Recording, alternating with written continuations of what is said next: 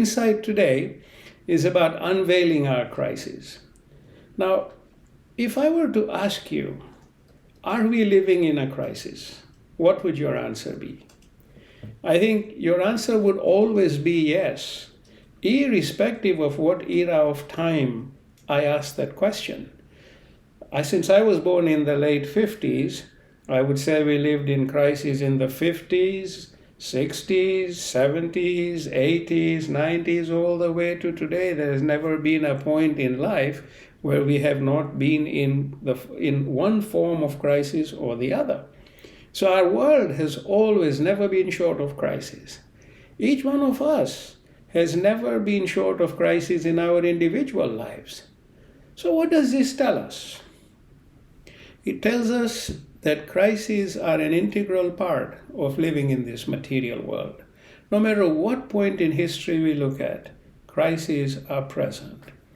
So now, what then is a crisis by definition? So as usual, we look at what the published literature says, and the published literature defines crisis as a time of intense difficulty or danger.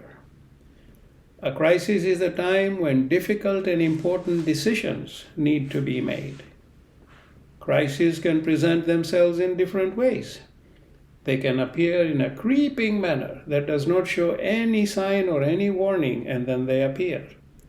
Or they can be in a slow burn manner, where some advance warning becomes available before things go very wrong.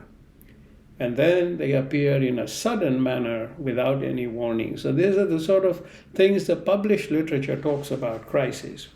But in my own simple perspective, I would surmise that a crisis is a perfect combination of circumstances that places one at new crossroads of challenge, change, and opportunity. So a crisis is a perfect combination of circumstances that places one at new crossroads of challenge, change, and opportunity. So crises are really important in our journey because these crossroads is what drives us in our journey. So crises have to be there. Now, let's examine what role crises play in our lives. Where do they come from? What do they entail? So to better understand this, let's consider an analogy between a wave in the ocean and a crisis. You've all seen waves in the ocean because both of them project very similar characteristics that we can easily identify with. Imagine a ripple that forms very far away in the ocean. Then it becomes a wave. And later on, this wave swells and becomes bigger and bigger, like one we see in a perfect storm. It could be hundreds of feet tall. This wave takes on from a ripple to a 4-foot wave, to a huge swell, to a perfect storm. And after that, it shrinks again and becomes small. So the wave keeps shifting in size, in direction, in force, looking very different at every moment. Next, this wave directly or indirectly impacts all other waves in the ocean, setting them off in their own direction. So these waves, each wave has an impact on all other waves. And ultimately, this wave crashes at the shore and disappears before our eyes, because that's where it ends its journey. But does it really disappear? Of course not, because once it crashes onto the shore, the water ebbs back into the ocean and it forms a wave again. It might be a different wave, but it forms a wave again. Therefore, in summary, these 8 characteristics of a wave that I just mentioned, they have a great resemblance to the makeup and nature and behavior of a crisis. So what are these characteristics of the wave? Let me summarize. 1 is this wave has different forms. Number 2, it is changing in size as we go. Number 3, it is shifting in direction. Next, it has varying levels of force and energy. One time it's a storm, next time it's a calm ripple. Next is its fluidity, which causes it to be ever changing. Its impact on other waves in terms of their direction and energy, and its apparent terminal nature.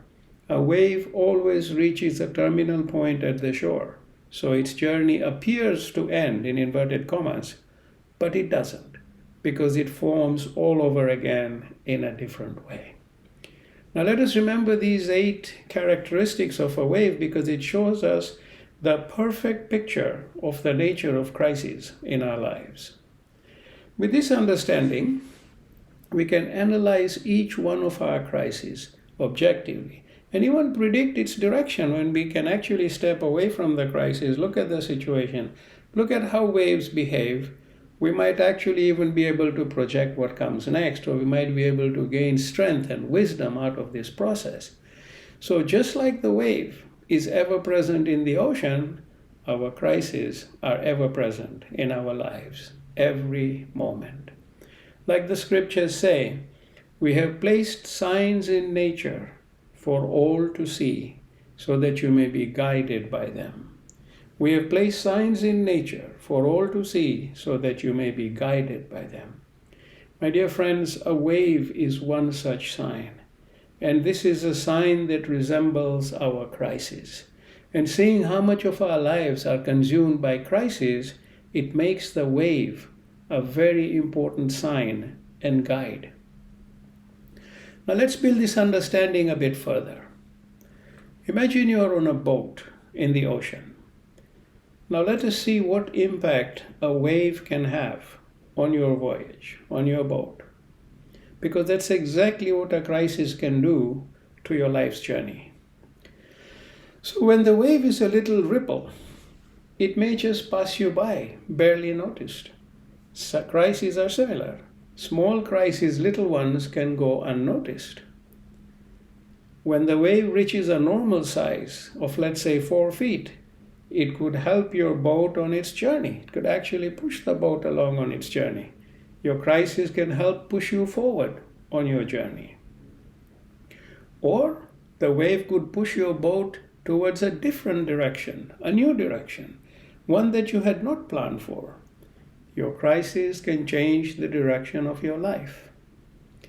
In a storm, the wave could destroy and capsize your boat, throwing you into the deep waters to face a fate that now includes you and the risks of the ocean with no boat. So your boat, the one that you considered to be your security, is now gone, thanks to the wave. Crises can be similar. They can turn our lives upside down and completely redefine our journey in every which way imaginable. So, in essence, a wave can place you on an entirely new path. In this case, amidst troubled waters, but it can also do the opposite. And after you've been hurled in the water, the wave can also bring to you a log that you can cling on to, and that can help lead you to safety. So crises do the same in our lives. They bring risks, solutions, and blessings. So my dear friends, the crises we face every day are in fact exactly like the waves in the ocean. Now what would the ocean be without the waves? Think about it. It wouldn't be the ocean as we know it. What would life be without crises? It wouldn't be life as we know it. So our first lesson to draw from this analogy is that crises are an integral and necessary part of living. That's the first analogy. Let us accept them as part of our material reality. Let us stop complaining about them and losing valuable time which we could be using towards finding solutions.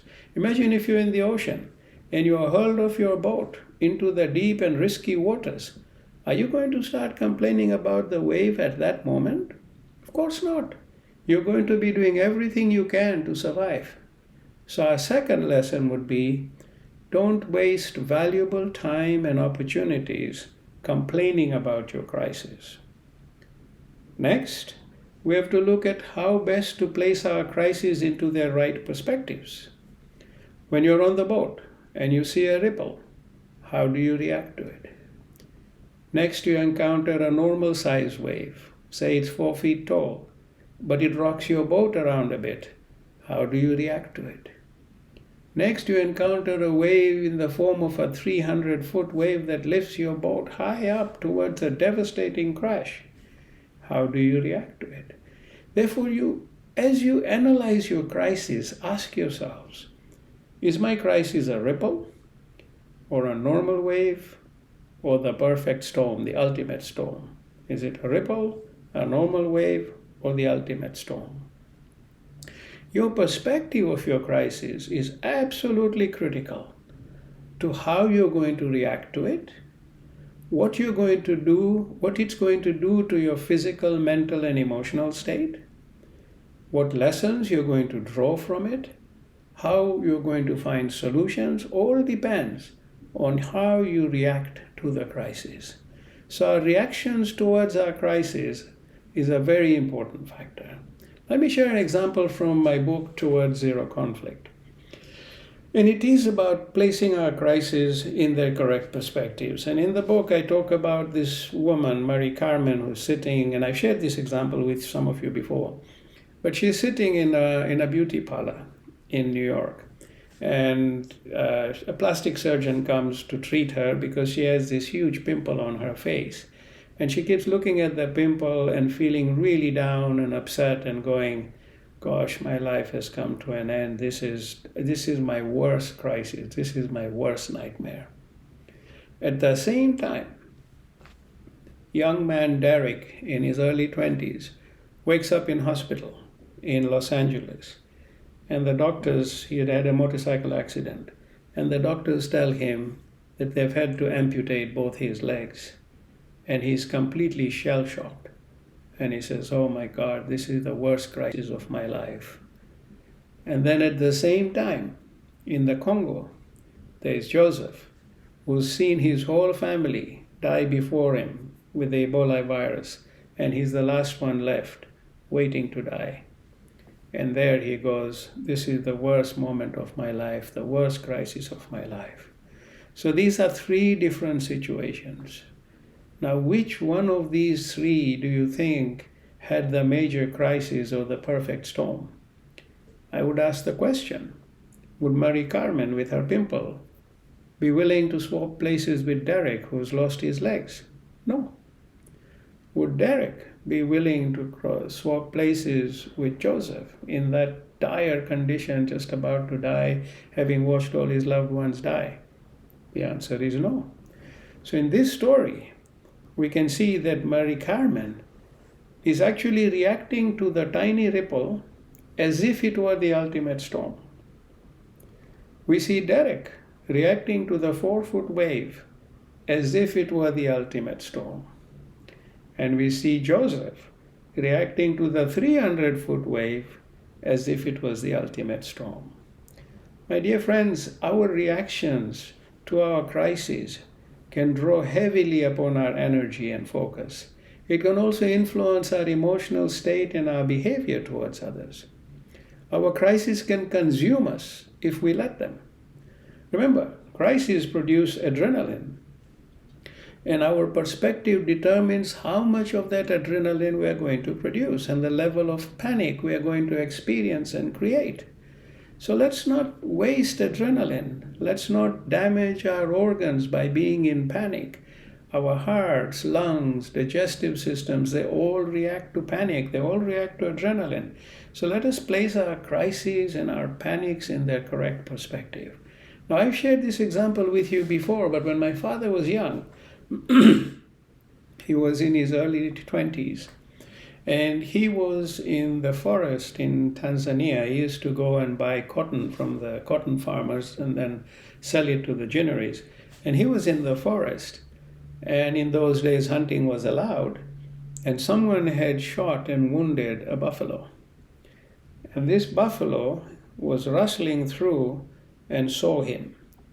And he looked at the buffalo's face and he said, end of my life today. And so he turned around and he ran really fast. And the buffalo was chasing him at full speed. And he came to the river bank and he jumped over the river. and landed on the other side. And when he landed on the other side, he looked back and he thought, how could I possibly have jumped that great distance? That was adrenaline. That was his body going into protection mode. It was his body going into that panic mode that released so much adrenaline that he jumped all across, and thank God his life was saved. So that is a situation where that adrenaline can save your life. But let's not produce that level of adrenaline that drove my dad over the banks of the river when all we have is a pimple or a little ripple. Let's be smart about it, because each time we do this, our body, mind, and emotions have to pay a huge price. So our third lesson is place your crises and problems in their correct perspective. And live life with gratitude that you were given the ripple to deal with instead of the 300-foot wave. This week, Karima and I were driving. We were to go on a 2-hour drive.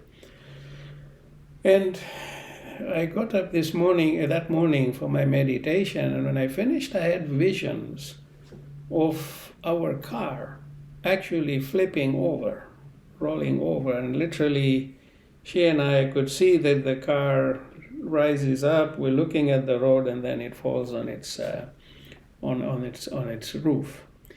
And I thought, oh my God, what should I do? And, it was a vision. And I could have said, I'm not going today, but then, does this thing just go away? So I prayed.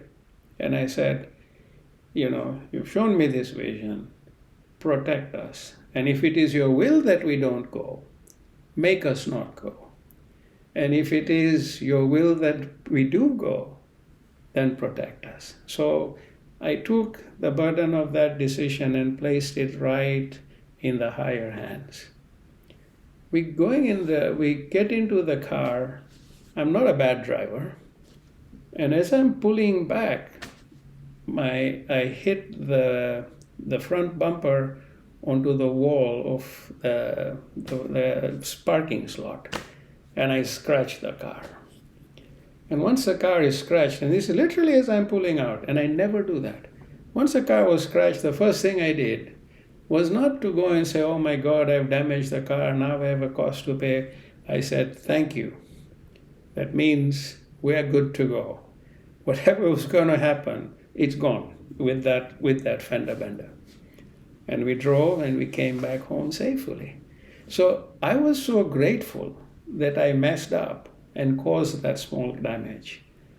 Similarly, I've been through many situations and I've learned, that this is the way life unfolds. One time we were in the mountains and we were in a cabin.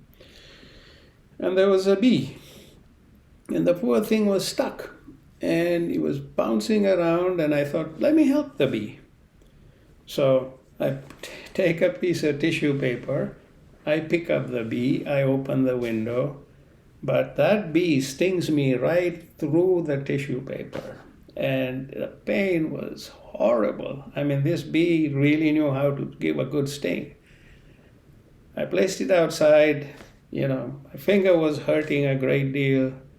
And then I thought to myself, and my hand was swelling up, I put some soda bicarbonate, and being a chemical engineer, every time you get a sting, you put the alkali, it works. But it was very painful. But the first thing that came to my mind was, thank you. If this is the only problem I'm going to face today, I will take it with open arms. Yeah, it took me about a week to get over the swelling and the pain. But I was grateful that happened, because I said, I know crises are going to come my way, but here's another ripple you gave me instead of a 300-foot wave. So, it's all a matter of how we view it. And this is why I'm sharing this with you today, because your life can become so much happier and peaceful if you can view your crisis in their correct context and perspective. Remember when COVID ended, or was perceived to have ended, I was saying to Karima that, I'm so grateful that for the level of hardship that we were given compared to the hardship others have had to face. I mean, what were our hardships? We suffered health-wise over several months. We went through the brain fog. We went through all the fatigue symptoms and everything, which lasted a number of months, but we came through okay. We endured economic loss, which was significant, but we didn't lose everything.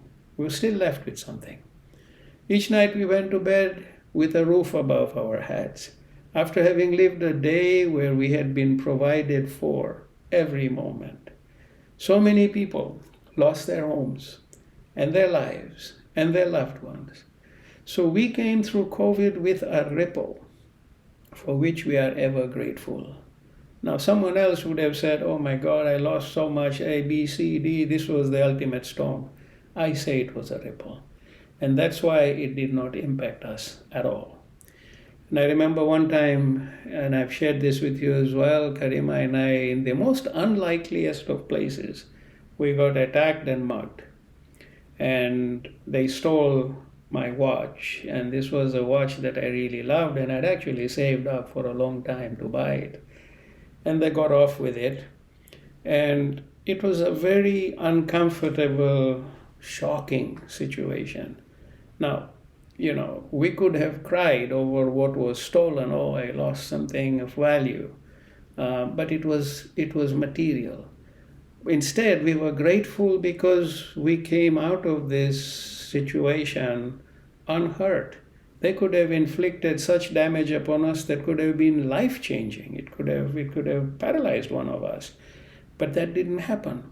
So it could have been a lot worse. So rather than lamenting what was stolen and focusing on that, we were grateful that actually we were given the ripple and not given the storm to deal with. So we were not going to make the robbery a 300-foot wave. For us, it was the ripple, because we were still on our boat in the ocean, floating safely. As long as we were floating safely in the boat, that was a ripple. So it doesn't bother us. So our fourth lesson today is be grateful for all the things that your crisis brings you, because be grateful that it brought you a ripple and nothing worse. Even if it were a 4-foot wave, it was still a ripple compared to the 300-foot wave. So express gratitude for each crisis, and even as you're going through each crisis, because it could always be a lot worse.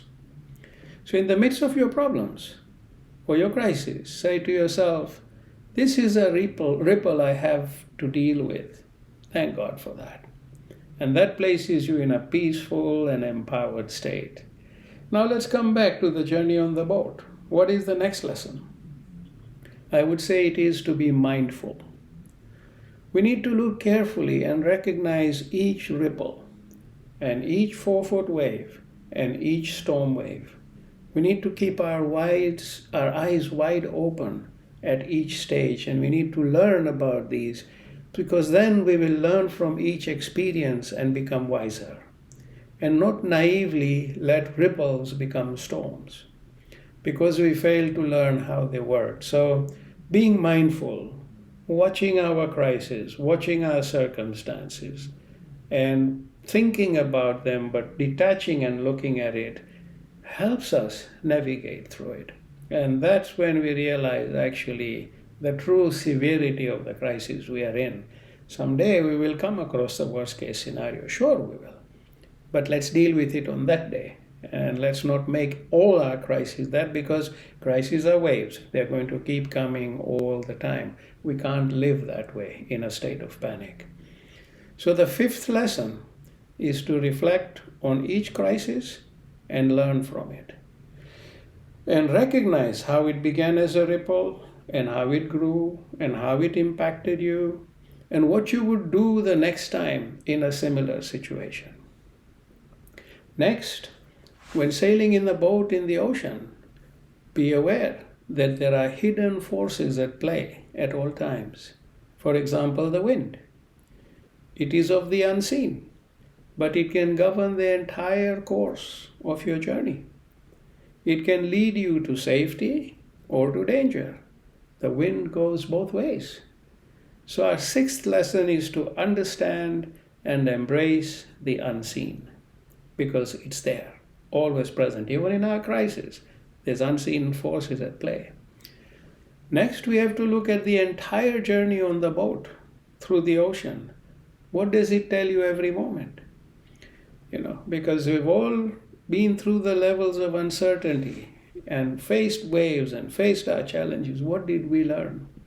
I remember I was on a flight many years ago from Los Angeles to Hong Kong. It was a United Airlines flight. And we hit this most incredible turbulence. I mean, that plane shook like it was being whacked with a hammer. And it actually turned almost 90 degrees and then back. And we were having lunch at the time, and the food was on the floor. The air hostess had fallen down. I mean, this was like severe. It just came upon us. And it was a real mess. The person sitting next to me was, bawling his eyes out, shaking, totally terrified. And everything was in a state of panic. But I didn't feel that panic at the time. And I just sat quietly and prayed and let what happened happen. If today was my last day, then so be it. It's gonna come one day.